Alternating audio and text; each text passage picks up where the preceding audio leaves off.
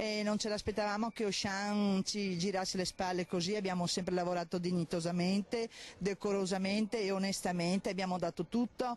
Arrabbiati, delusi ed amareggiati, questa mattina hanno incrociato le braccia i dipendenti del centro commerciale Auchan, 65 i dipendenti dell'ipermercato che a Mestre rischiano il posto, ma in totale nel territorio nazionale la mobilità è stata aperta per 1426 persone, volantinaggio e cori per i numerosi lavoratori. Poi, armati di fischietti e bandiere, hanno improvvisato un corteo nel parcheggio. Molti dipendenti lavorano in questo centro da 20 anni. Abbiamo sempre operato con serietà, abbiamo accettato di fare le domeniche, ma tutto questo non è servito. Non è piacevole, sai sempre, hai una famiglia alle spalle, non sai come può andare e si spera sempre che qualcuno riesca a risolvere il problema. Una decisione autoritaria attuano i sindacati dopo quasi 7 anni di crisi economica e scelte sbagliate da parte della direzione, scelte che ora vengono fatte ricadere sui dipendenti.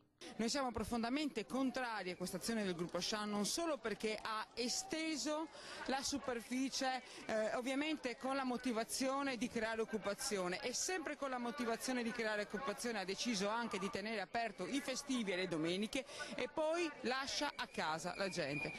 Ad essere colpite sono soprattutto le donne. Siamo stanchi, gridano i sindacati, di questa politica dei grandi gruppi. Questi si sono arrabbiati perché non riescono più a guadagnare come nel passato, scaricano le loro scelte sui lavoratori e soprattutto sulle donne, spesso con monoreddito, spesso a part-time, spesso in servizio 7 giorni su 7, noi queste cose non le accettiamo. La paura è che, come per altri grandi gruppi, anche questo possa in futuro lasciare il nostro paese, mandando a casa migliaia di dipendenti. La battaglia è appena iniziata, assicurano, e se l'azienda non dovesse accettare di sedersi ad un tavolo per discutere, i dipendenti, assicurano, torneranno in strada a protestare.